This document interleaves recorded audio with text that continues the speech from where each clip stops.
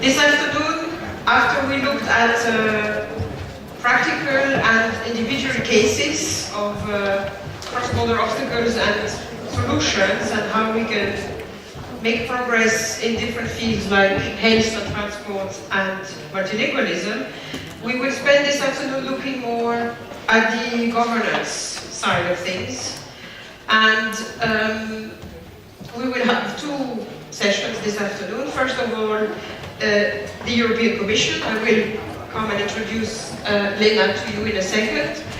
And then after that, we would like to hear the view of member states, and we will have France and Spain with us on the podium, and also the regional approach with the Portuguese region of Central. I think also from Spain there will be a focus on how Interrail can contribute to all of this.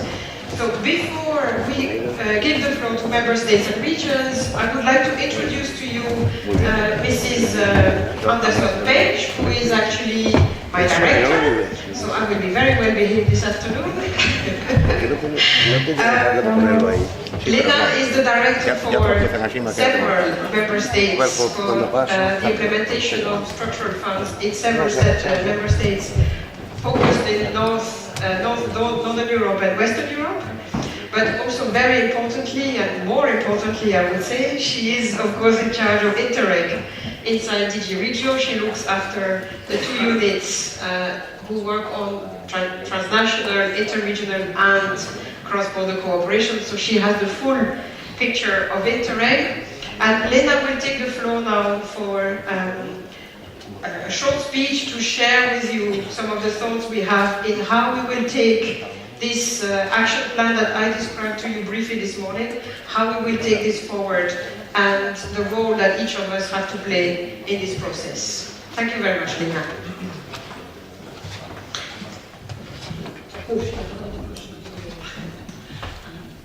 Thank you very much, Natalie, and hello to all of you. I'm very happy to be here in one of Europe's rich border regions. It's actually the first time that I am in Extremadura, so it's a good opportunity for me as well to visit this place of Europe, and I'm very much looking forward to some projects visit that I have been asked to do tomorrow morning to really see what is happening here.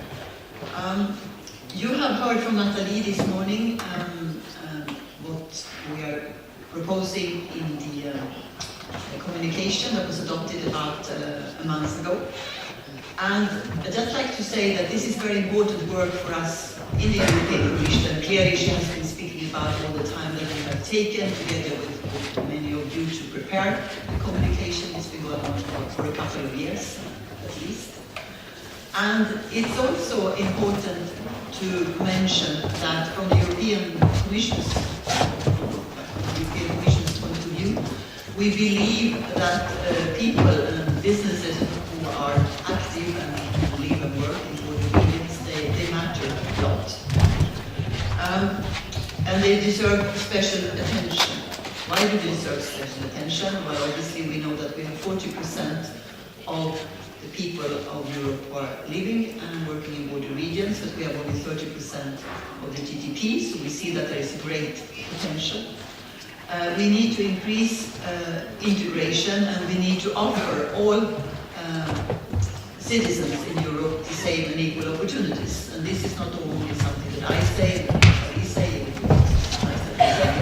it's also been said by President Juncker in his State of the Union speech, which is an annual speech that he gives to everyone who wants to listen. A lot of people want to listen to him in September every year, and he made this particular point. I don't know how many of you had the possibility to go to Brussels 2 weeks ago. We have the annual event of what we used to call the Open Days, now it's called since a couple of years, the Week of Citizen Regions in Europe. And we had around 6,000 people coming from all of Europe. How many of you were there during that week? A few, yes. Very good. I hope you had a good that you had a good and fruitful time in Brussels and that you could participate in many of the workshops. I certainly did. I also had bilateral meetings with many people across from different parts of Europe. And one particular, I just wanted to tell you that I met one state secretary in a German land, and she had been reading this communication that we are speaking about today, and she's been saying, well, this is all very good, but are you really serious about the Commission? Is this really something that you believe can be implemented, or is it just nice words? Which I think is it's a fair question. So I said, we are extremely serious about this communication, dear State Secretary, but we need to implement it together. It's not something that we can do from the European Commission's point of view. We can point at different actions that needs to be done, but we need to do it together with the national authorities, with the regional and the local. And that's why we are speaking also this afternoon about the governance, how important it is that we all work on this together. So, and this is actually what we discussed. So when it comes to some of the border obstacles that we speak about, we are, in many cases, we feel them locally. It's really in the day-to-day interaction in border regions and at the local level that many of these obstacles come about in different areas. And that's interesting, but it's also interesting to see that when we look for solutions, they are not only found locally, they are very much found nationally as well, in the different capitals. And that's why the national level needs very much to be involved. And when a solution has been found to a particular problem, it needs also to be communicated to all different type of regions where a similar problem exists. So from the Commission's point of view, we are very interested to associate also the national level to the issues that are coming up in border regions. And it's not only the commitments that we do, Nathalie and myself, from DG Regio's point of view. We are also working very, very closely, and this is important, I believe, with our colleagues in the sectorial services. So the colleagues who are dealing with health, the colleagues who are dealing with transport, the colleagues who are dealing with labor mobility, the colleagues who are dealing with multilingualism, for example, and the colleagues who are dealing also with e-governance. And this is also very important, that we work together with them and that they are also behind this action plan that we have been presenting to you today. So for the moment we are very much communicating about this communication. And I think, Nathalie, you were last week in a meeting in Brussels where there were representatives from all the member states. It's one of these groups that we have, that we discuss with from time to time. So member states listen very much to this discussion as well. And that's important again, to repeat that the national level needs to be involved. We have also presented this communication to representatives of ministries of health, together with our colleagues who are responsible for health policy in the Commission. They have an expert group on cross-border health, as a matter of fact, and for them cross-border doesn't mean just across the border, it means any crossing of the borders, but they are also interested in border regions, so this is also something that we will continue to work on. We will also continue to work when it comes to the areas of e-governance, internal market, transport, and education, and so on. I'm just mentioning a few of them. We have also seen, obviously, that there is not one size-fits-all solution to the obstacles and the problems that will come about. Each member state is different. In some countries, the regions are really influential and powerful and have a lot of executive powers. In other countries, it's very much more centralized. So the solutions that we come up with from time to time together, they are not always exportable. They need to be tailor-made, if you like. So I'm also looking forward to hear some of the examples that we will hear from France, also will come in a couple of moments, and to see from the French colleagues how they are developing an approach to border issues as well. But you might be interested to hear about how you would be brought into this process. And actually, at the beginning of next year, so in January 2018, we will start online platform. Well, I think that the platform already exists. It's called Futurium, but we are going to use it now for border issues, and it's going to be targeted to border practitioners, so public authorities, again from all different levels of government, cross-border institutions, interest groups, etc. And the main objective with this platform is to assemble all different types of issues when it comes to border difficulties and also border solutions.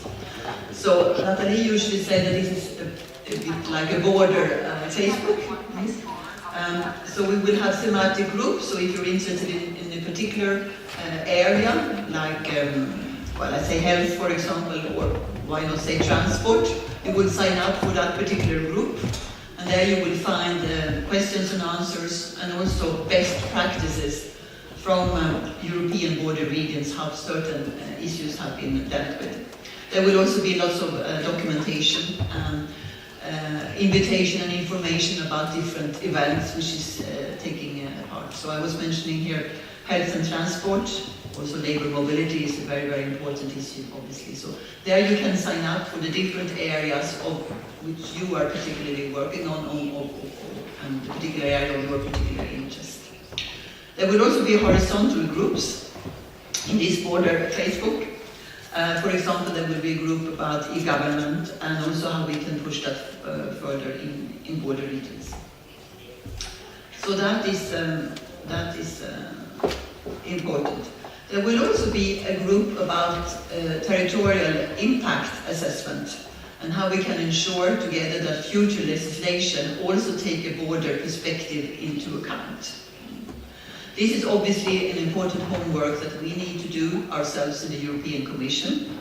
We need to make sure that when new legislation is put forward, that it has, taken into account effects in border regions. And this is not something that we are doing systematically now. It's more on an ad hoc basis, but now the idea is really to mainstream that. And this is obviously a work for us in the European Commission to do that. But we cannot do that alone. We have to do that together with you. That's very important. And for that reason as well, it's important that you are active in this platform and that you tell us about real-life situation in border regions when there is an issue for European legislation, for example, which is going to be. I don't know how much I can say about national and local legislation. This is obviously a subsidiarity point for member states. But it can be interesting for us in the European Commission as well to know when there are particular issues, I think, which are facing you in the border regions. So again, a significant involvement from stakeholders. We are asking for that because, again, as I said to the State Secretary from the German land, this is not something that we can do all by ourselves in the European Commission. We have to implement this rather ambitious action plan together. But if we do that, then I think that there is a very, very good potential that we can actually also improve the situation. So this is one interesting point which we are going to work on a lot in the beginning of next year. Another thing that I wanted to mention is the pilot projects. In January again, we are going to announce an official call for projects to look at innovative ways to resolve administrative and legal issues. When we have a small budget set aside for that, we will plan more or less 20 projects all across Europe.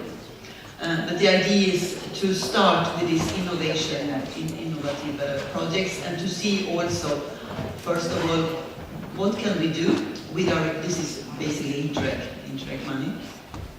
What can we do in order to facilitate meetings and access the right type of expertise? And obviously, for us it's also important to draw the lessons and to see how much this could feed into the new programs, the new legislation for post-2020 as well. So this is also a bit with this idea that I'm launching this course.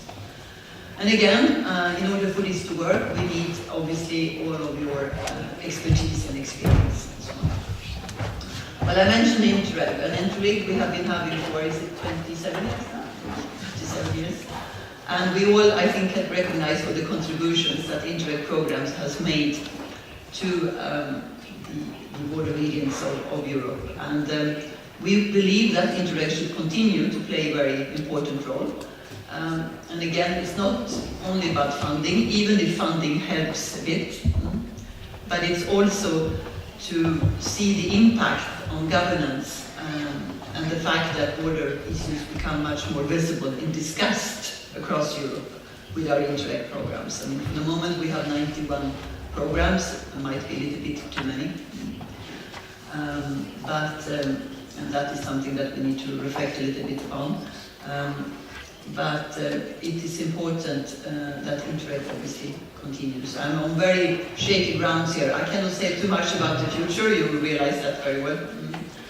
We are under embargo to think too much. I mean, obviously we are planning ahead a bit, but what I cannot say something about is about the money.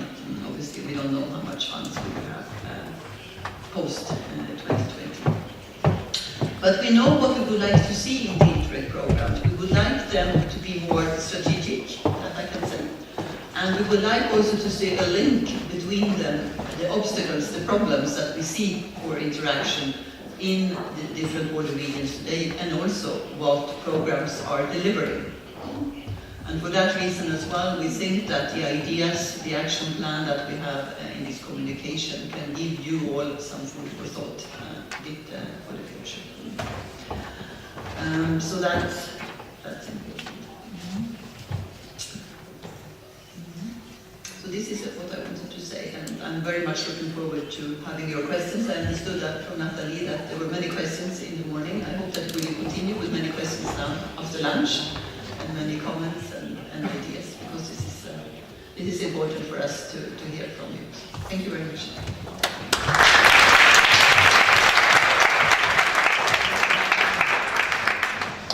Thank you very much, Lena, for being as open as you can be.